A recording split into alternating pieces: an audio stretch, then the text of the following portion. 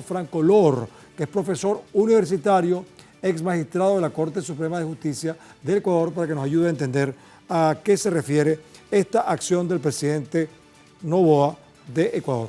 ¿Qué tal, profesor? ¿Cómo le ha ido? Muchas gracias, todo bien aquí, muchas gracias por la entrevista. Bueno, ayúdenos a entender un poco a otras personas que estamos fuera de Ecuador y quizás algunos ecuatorianos que nos puedan estar viendo y que todavía no lo entienden. ¿A qué se debe esta consulta popular? ¿Qué es lo que busca el presidente? Porque firmó un acuerdo con los Estados Unidos para el ingreso de militares de manera, digamos, con grandes privilegios para actuar allí en Ecuador. Pero ahora resulta que hace una consulta donde no pregunta eso, por cierto, pregunta otras cosas, pero no precisamente si opinan a favor o en contra de esta penetración militar norteamericana. ¿Cómo lo ve usted? Mire, se ha hecho costumbre en los últimos años, desde el gobierno de Lenín Moreno, que los presidentes hacen consultas populares inconsultas. Yo pienso que esta consulta, que va a costar 60 millones de dólares, es una consulta popular y referéndum que está de más, porque en las preguntas de la consulta popular tiene que ver con temas que incluso ya fueron tratados en la consulta del año pasado, de febrero del año 2023, el tema de la extradición de delincuentes al exterior. Y también se está tratando de preguntar, se va a preguntar con respecto a que las armas que son capturadas por las Fuerzas Armadas en el proceso de lucha contra la delincuencia organizada pasen directamente al Estado ecuatoriano. Todas esas preguntas que tienen que ver con la seguridad ciudadana, no se necesitaba hacer esta consulta, porque están ya las leyes ecuatorianas permitiendo este asunto, de manera tal que, como usted bien dice, no se consultan temas de trascendencia como el convenio militar que se suscribió en el gobierno anterior, el gobierno entreguista de Guillermo Lasso, con los Estados Unidos, ¿no? Aquí el presidente Noboa, el presidente actual, está transgrediendo, a mi modo de ver, la Constitución de la República. ¿Por qué? Porque el artículo 5 de la Constitución dice que el Ecuador es un estado de paz y que justamente no se permitirá el establecimiento de bases militares ni de instalaciones extranjeras con propósitos militares. Y también se prohíbe las bases militares nacionales entregarlas a las Fuerzas Armadas o de seguridad extranjera. Alguien me puede decir, no, es que no van a tener bases, pero sí el contexto del convenio que se suscribió y que el presidente Noboa está facilitando, es que van a venir tropas norteamericanas al territorio ecuatoriano para adiestrar, para capacitar, estar en las bases. No van a haber operaciones militares, porque el Ecuador, si bien está en una crisis interna, en una guerra interna contra la delincuencia organizada, no hay hostilidades, no hay un combate. Parece que es algo parecido al Plan Colombia, dicen algunos expertos. Pero, profesor, yo quisiera que para que ayudemos a nuestro público y a nosotros mismos a entender lo que está pasando, vamos a conocer algunas de las preguntas que están planteadas. Son 11, pero no sé si podremos colocarlas todas hoy. Vamos a ver las tres primeras preguntas que hemos seleccionado de esta consulta que el presidente Noboa hace a la población. La primera pregunta es, ¿está usted de acuerdo con que las Fuerzas Armadas inicien acciones para prevenir y erradicar la actividad de organizaciones criminales transnacionales que operan dentro y fuera del territorio nacional? Noten el detalle que no está preguntando las Fuerzas Armadas norteamericanas, sino las Fuerzas Armadas ecuatorianas. La segunda pregunta es, señala, ¿está usted de acuerdo con que las Fuerzas Armadas realicen control de armas, municiones, explosivos y accesorios permanentemente en las rutas, caminos, vías y corredores autorizados para el ingreso a los centros de rehabilitación social? Y la tercera pregunta es la siguiente. Vamos a ver, muéstramela ahí.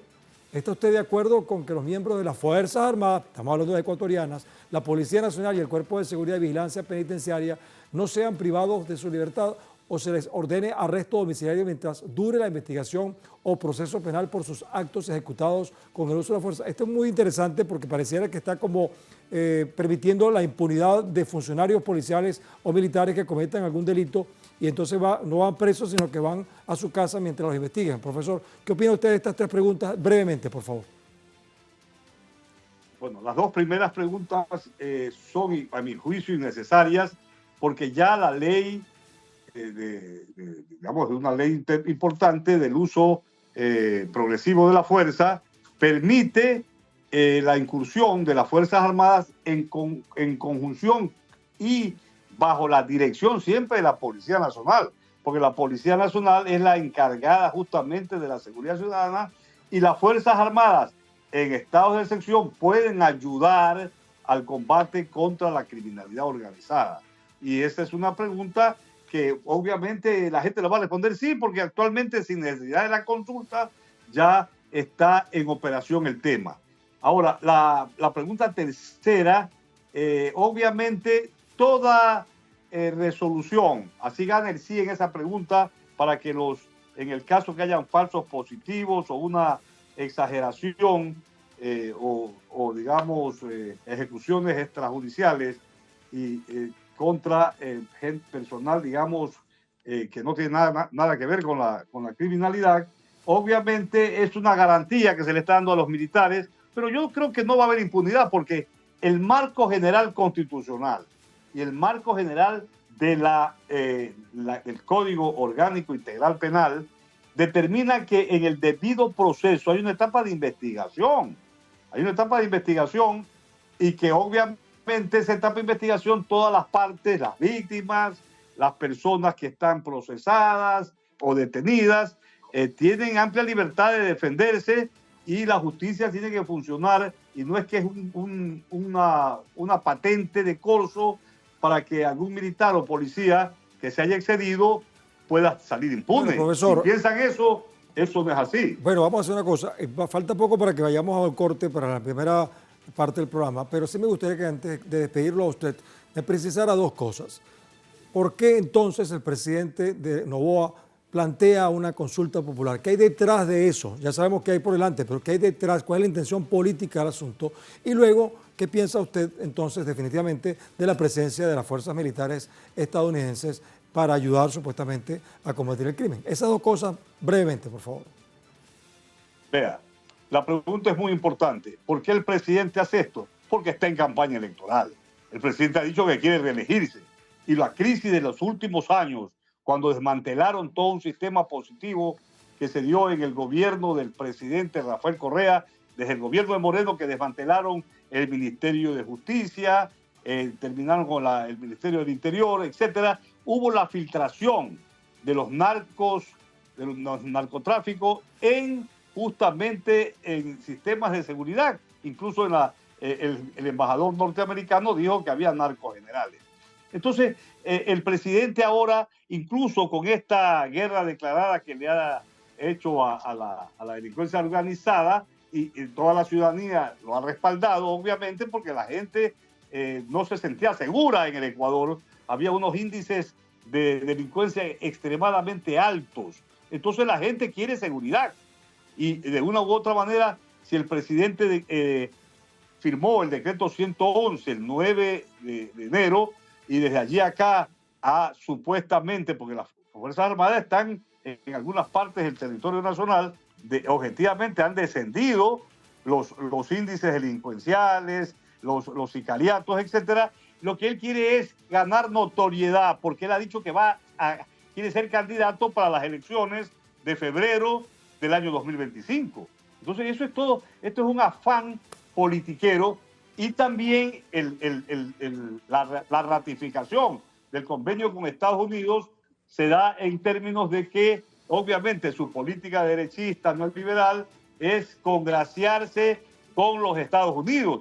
Mire que ahora le va a entregar por concepto de chatarras, que ya se ha dicho que no hay ningún técnico que termine chatarra, un armamento ruso, el gobierno sin consultar, como decía la ley en los convenios internacionales cuando se entregó Rusia este material bélico sin consultar a Rusia, y lo cual ha provocado que la Federación Rusa esté tomando retaliaciones económicas contra algunas empresas que tienen convenios comerciales.